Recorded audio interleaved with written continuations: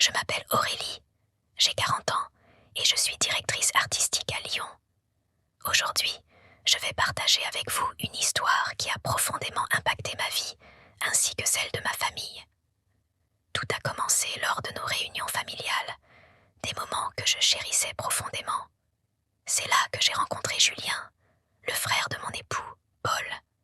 Julien, âgé de 42 ans, était consultant en stratégie, toujours élégant et impeccable. Il semblait être l'homme idéal, mais personne n'aurait pu imaginer ce qui allait se passer entre nous. Les premières rencontres étaient purement amicales. Nous parlions de tout et de rien, de nos vies, de nos projets. Julien était charmant et attentif, et je me sentais à l'aise en sa présence.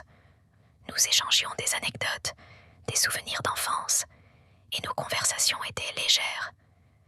Mais avec le temps, une certaine complicité s'est installée entre nous, une alchimie que je ne pouvais ignorer. Un après-midi ensoleillé, lors d'un barbecue chez mes beaux-parents, tout a basculé. Nous étions seuls dans le jardin, un verre de rosé à la main, discutant des plans de rénovation de la maison. Il y avait quelque chose dans l'air, une tension palpable.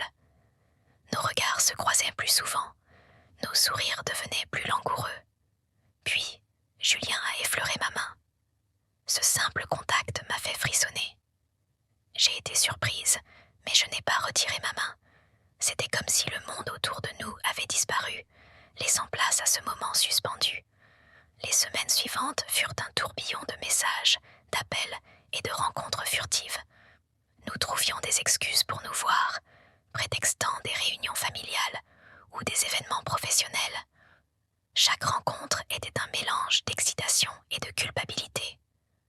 Je savais que ce que je faisais était mal, que je trahissais Paul, mais je ne pouvais pas m'empêcher d'être attirée par Julien. C'était plus fort que moi, comme une force irrésistible. Un soir, après une journée particulièrement stressante au travail, Julien m'a proposé de nous retrouver dans un café discret de la ville. J'étais nerveuse, le cœur battant la chamade. Lorsqu'il est arrivé, son sourire a fait fondre toutes mes résistances. Nous avons parlé pendant des heures, oubliant le temps qui passait. Puis, il a pris ma main et m'a emmenée vers sa voiture. Nous avons roulé jusqu'à un hôtel en périphérie de Lyon. Là, dans cette chambre impersonnelle, nous avons franchi la ligne. C'était passionné, intense, comme si nous étions les seuls au monde. À partir de ce moment, notre liaison est devenue régulière. Chaque moment volé était une bouffée d'oxygène, une échappatoire à la routine. Mais avec le temps, la culpabilité grandissait. Je me sentais de plus en plus tiraillée entre mon amour pour Paul et cette passion dévorante pour Julien. Les mensonges s'accumulaient, les excuses devenaient de plus en plus difficiles à trouver. J'étais sur le fil du rasoir, redoutant le jour où tout éclaterait. Ce jour est arrivé plus tôt que prévu. Paul, de retour d'un voyage d'affaires, a découvert des messages compromettants sur mon téléphone. J'avais été imprudente, laissant mon téléphone sans surveillance. Lorsqu'il m'a confrontée, j'ai vu la douleur et la colère dans ses yeux. Il était dévasté, trahi. Je ne savais quoi dire, quoi faire. J'ai tenté de m'expliquer, de lui dire que je l'aimais, mais c'était trop tard. Paul a décidé de mettre fin à notre mariage. La nouvelle a fait l'effet d'une bombe dans la famille. Les relations se sont tendues, les regards devenus accusateurs. Julien et moi étions devenus les parias, les traîtres. Les réunions familiales sont devenues des champs de bataille, chaque conversation une occasion de reproche et de rancœur. La douleur était insupportable, mais le pire était de voir Paul souffrir. Il était mon mari, mon ami, et je l'avais blessé profondément. Je me souviens d'une rencontre particulière avec Julien dans ce petit café où tout avait commencé. Nous étions assis là, en silence, buvant nos cafés sans vraiment en savourer le goût. Julien semblait distant, préoccupé. Je savais que cette relation secrète nous épuisait tous les deux. Il m'a regardé avec une tristesse que je n'avais jamais vue auparavant et m'a dit que nous devions arrêter, que nous ne faisions que nous détruire mutuellement. J'ai ressenti une douleur vive dans ma poitrine,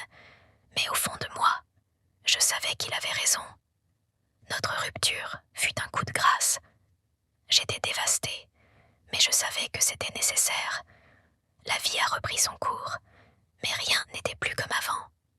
Les réunions familiales étaient désormais empreintes de gêne et de non-dits.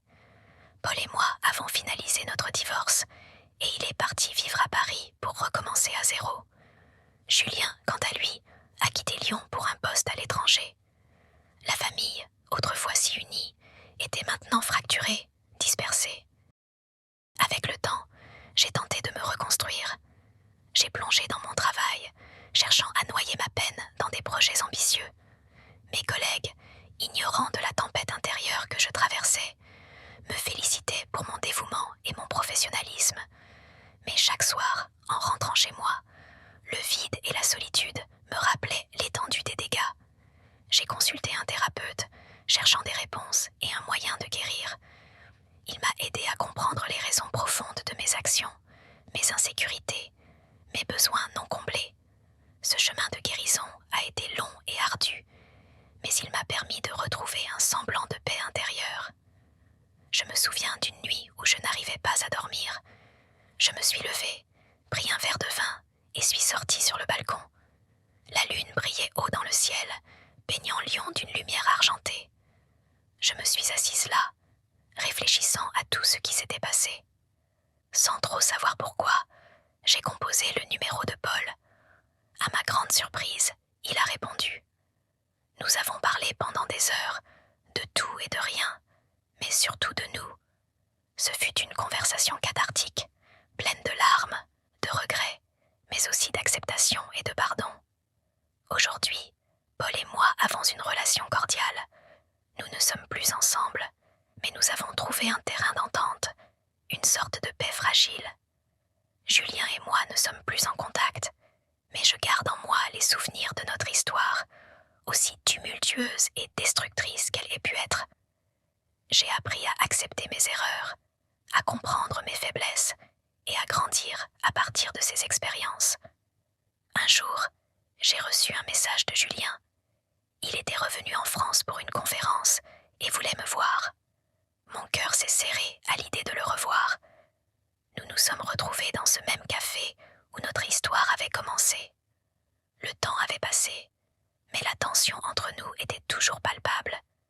Julien m'a raconté sa vie à l'étranger, ses réussites et ses échecs. Nous avons parlé longuement, évitant soigneusement de mentionner notre passé. Mais inévitablement, le sujet est revenu sur le tapis. Julien a exprimé ses regrets, son souhait que les choses se soient passées différemment. J'ai ressenti une étrange mélancolie mêlée de soulagement. Nous avons décidé de ne pas reprendre notre relation, mais de rester en bons termes, en souvenir de ce que nous avions partagé. La vie continue avec ses hauts et ses bas, ses joies et ses peines. J'ai appris à savourer chaque moment, à chérir les relations sincères et à ne jamais prendre pour acquis la confiance et l'amour des autres.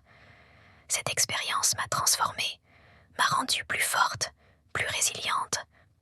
Même si les cicatrices de cette période resteront toujours, elles sont le témoignage de mon parcours, de mes erreurs et de ma capacité à me relever et à avancer. Un matin, en me rendant au travail, je suis tombée sur une vieille photo de famille. Paul, Julien et moi, souriants et insouciants. Cette image m'a rappelé les bons moments, les rires partagés, mais aussi les leçons apprises. J'ai rangé la photo dans un tiroir, prête à avancer sans oublier, mais en tirant parti de chaque expérience pour devenir une meilleure version de moi-même. Chaque journée est une nouvelle opportunité de se reconstruire, de réparer les liens brisés et de créer de nouveaux souvenirs. J'ai réappris à aimer, à faire confiance et à chérir les moments présents.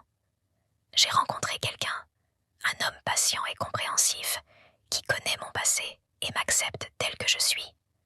Ensemble, nous construisons une nouvelle vie, basée sur la transparence et le respect mutuel. Ma famille et moi avons également commencé à guérir. Les réunions familiales sont redevenues plus sereines, moins tendues. Nous avons appris à communiquer, à exprimer nos sentiments et nos besoins.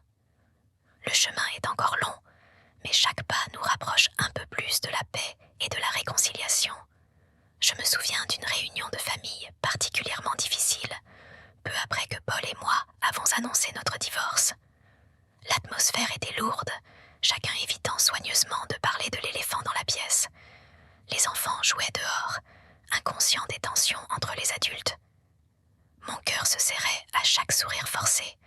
chaque regard fuyant. À un moment, Julien est entré dans la cuisine où je m'affairais à préparer le repas. Il m'a regardé, un mélange de tristesse et de résignation dans les yeux. Nous avons échangé quelques mots banals, mais l'essentiel restait non dit. Je pouvais sentir le poids de nos choix peser sur nos épaules. Malgré tout, nous avons continué à participer aux réunions familiales. C'était douloureux, mais nécessaire. Nous devions apprendre à vivre avec les conséquences de nos actions et à accepter la nouvelle dynamique familiale. Les premiers mois ont été les plus difficiles, mais peu à peu, les choses ont commencé à se calmer. Les conversations ont retrouvé un semblant de normalité et les sourires sont devenus plus sincères. Pour moi, le travail est devenu une bouée de sauvetage. J'ai pris des projets de plus en plus ambitieux, travaillant tard dans la nuit pour éviter de penser à tout ce qui s'était passé.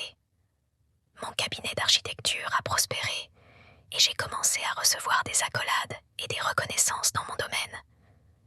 Mais chaque succès professionnel avait un goût amer, car je savais que je n'avais personne avec qui le partager pleinement.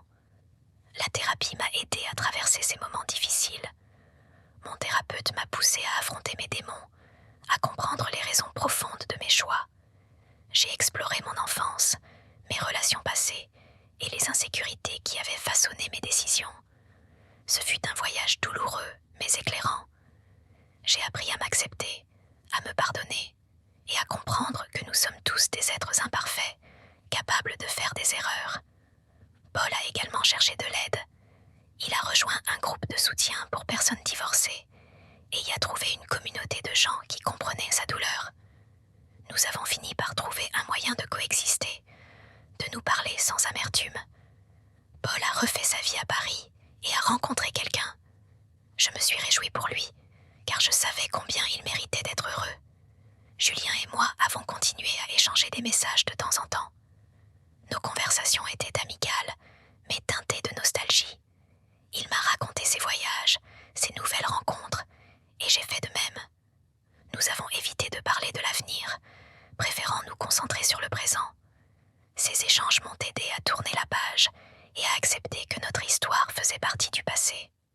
Un jour, en faisant du tri dans mes affaires, je suis tombée sur un carnet de croquis que j'avais utilisé pendant ma formation d'architecte.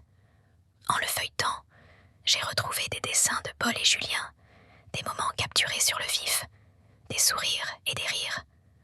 J'ai ressenti une vague de nostalgie, mais aussi de gratitude. Ces souvenirs faisaient partie de moi, de mon histoire. Ils m'avaient façonné, et même s'ils étaient douloureux, ils avaient aussi été beaux.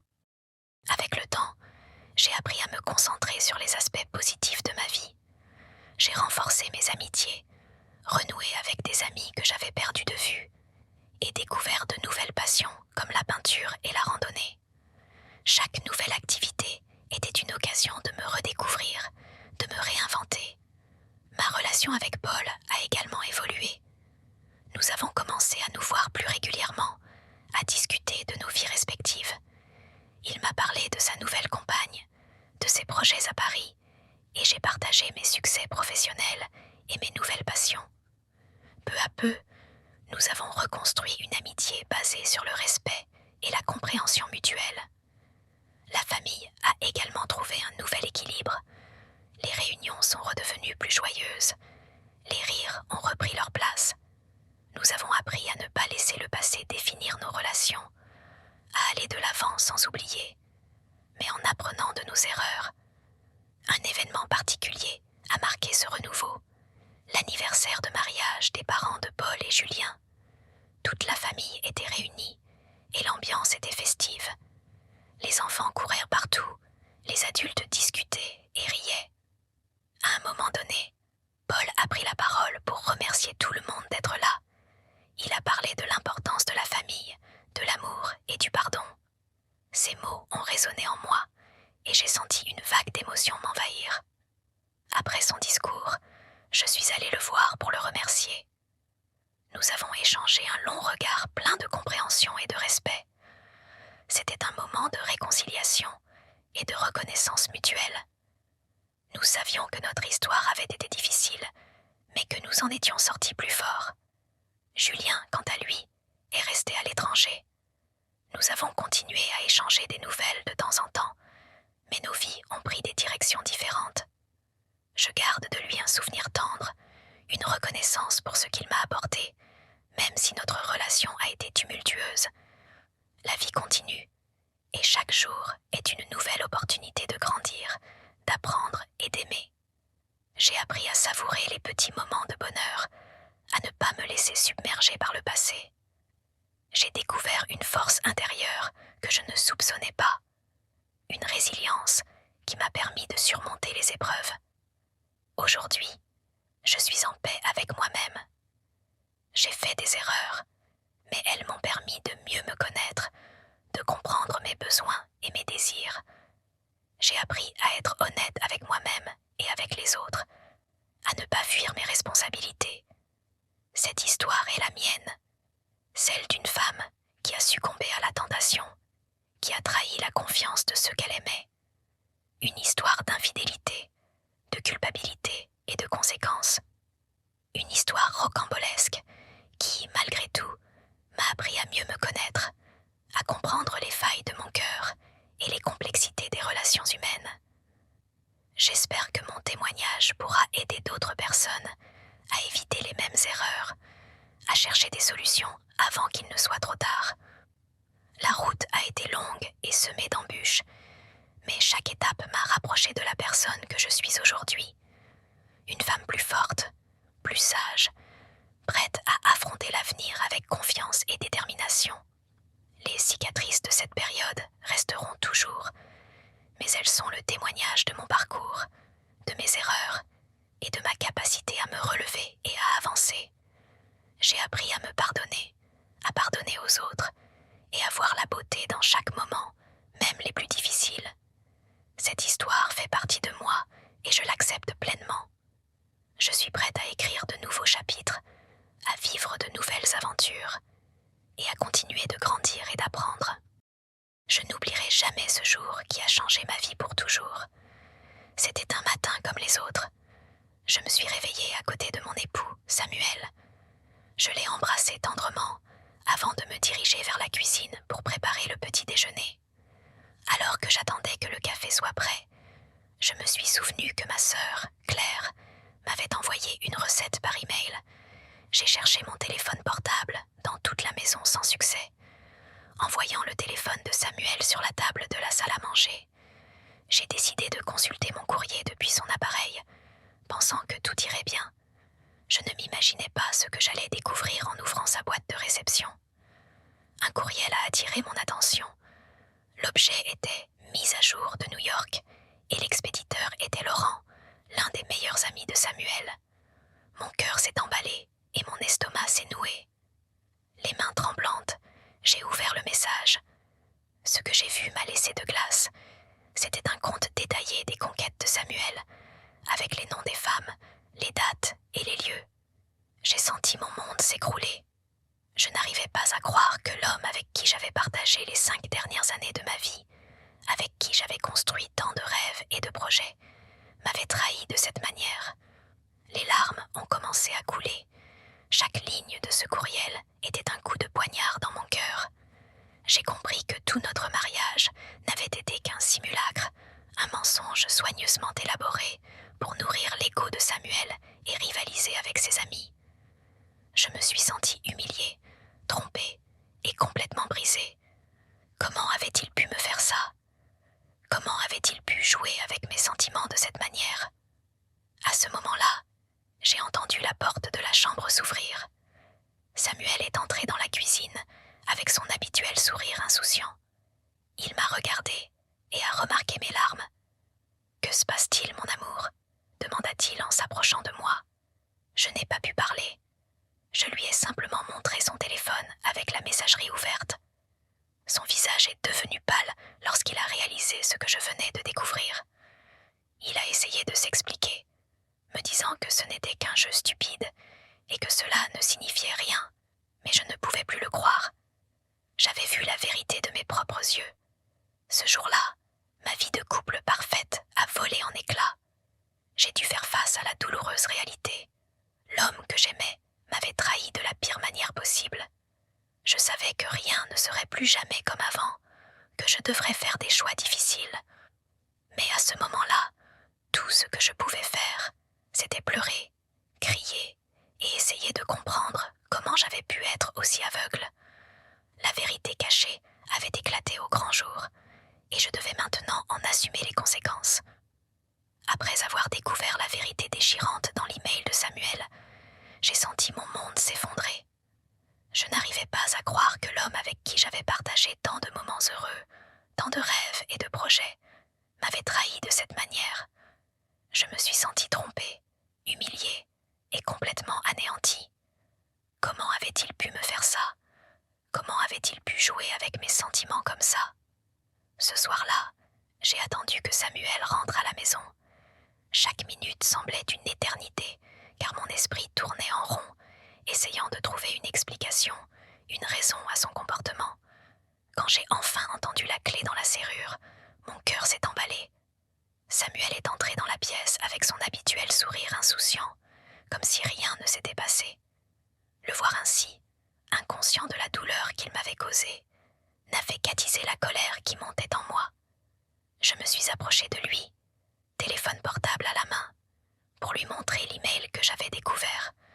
Son sourire s'est effacé, et il a tenté de s'expliquer, me disant que ce n'était qu'un jeu stupide entre amis, que cela ne signifiait rien. Mais je ne pouvais plus le croire. Chaque mot qu'il prononçait sonnait comme une excuse vide, un mensonge de plus ajouté à la liste. Je lui ai crié dessus, lui reprochant son manque de respect et le fait de jouer avec mes sentiments comme s'il s'agissait d'un jouet. Je lui ai demandé comment il pouvait me regarder dans les yeux et me dire qu'il m'aimait tout en ayant des aventures avec d'autres femmes derrière mon dos. Il a essayé de se défendre, disant que cela n'avait jamais été plus loin que de simples flirts inoffensifs. Mais pour moi, chaque nom sur cette liste était une trahison, un coup de poignard dans notre amour. J'ai pleuré, crié et jeté tout ce que j'avais sous la main sur lui. Il a tenté de se rapprocher pour me réconforter, mais je ne supportais pas son contact. Je me sentais sale, utilisée, comme si notre mariage n'avait été qu'un mensonge. Ce soir-là, à travers les larmes et les récriminations, je lui ai dit que je ne voulais plus le voir. Il a essayé de résister, de me convaincre que nous pouvions surmonter cela, mais j'étais déterminée. Je ne pouvais pas rester une minute de plus sous le même toit que l'homme qui avait brisé ma confiance. Lorsque Samuel est enfin parti, je me suis effondrée sur le sol, sanglotant sans retenue. Je me sentais perdue, seule et trahie. Je ne savais pas comment j'allais surmonter cette douleur, comment j'allais reconstruire ma vie après cette révélation dévastatrice. Mais au milieu de mon angoisse, une chose était claire, je ne pouvais pas rester silencieuse. Le monde devait connaître la vérité sur Samuel, l'homme qui se cachait derrière cette façade de mari parfait. Je veillerai à ce qu'il en soit ainsi. Après la confrontation avec Samuel, je suis restée éveillée toute la nuit, pleurant jusqu'à ce que je n'en puisse plus. La douleur et la trahison me consumaient, et je n'arrêtais pas de penser à toutes les fois où il m'avait regardée dans les yeux et m'avait dit « Je t'aime », tout en ayant des aventures avec d'autres femmes. Je me sentais trompée, utilisée et complètement brisée. Le lendemain matin, les yeux gonflés et le cœur brisé, j'ai pris une décision. Je ne pouvais pas garder le silence. Je ne pouvais pas permettre à Samuel de continuer sa vie, comme si rien ne s'était passé. Le monde devait connaître la vérité sur l'homme que j'avais épousé, l'homme qui avait joué avec mes sentiments comme avec un jouet. J'ai organisé une réunion avec nos amis les plus proches et notre famille dans un restaurant local. Alors que je m'apprêtais à partir, mes mains tremblaient et mon estomac se tordait de nervosité. Je savais que ce que j'allais faire changerait ma vie pour toujours, mais je ne pouvais pas supporter l'idée que Samuel s'en tirerait comme si de rien n'était. Lorsque je suis arrivée au restaurant, tout le monde était là, m'attendant avec des visages inquiets. Samuel était également présent, avec une expression de confusion et de peur sur le visage. Je me suis approchée de la table en essayant de garder mon calme et j'ai demandé à tout le monde de m'écouter d'une voix tremblante. Je leur ai parlé du courriel que j'avais découvert, des conquêtes de Samuel à New York, et j'ai montré des captures d'écran en guise de preuve. Tandis que des larmes coulaient sur mes joues, nos amis et notre famille m'ont regardé avec stupeur et sympathie. Je pouvais lire le dégoût sur leur visage lorsqu'ils regardaient Samuel. Il a essayé de se défendre, de minimiser ses actes, mais personne ne l'a cru. Sa réputation s'effritait sous mes yeux, et je voyais son monde s'écrouler autour de lui.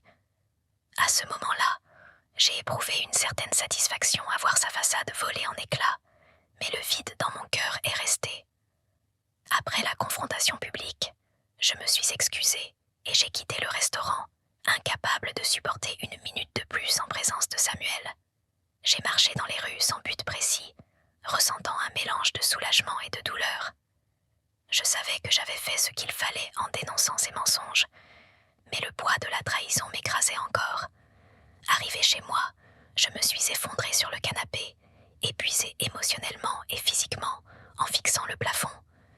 J'ai réalisé que ce n'était que le début d'un long et difficile chemin vers la guérison. Je devais réapprendre à faire confiance, à reconstruire ma vie sans Samuel. Mais à ce moment-là, tout ce que je pouvais faire, c'était me recroqueviller sur moi-même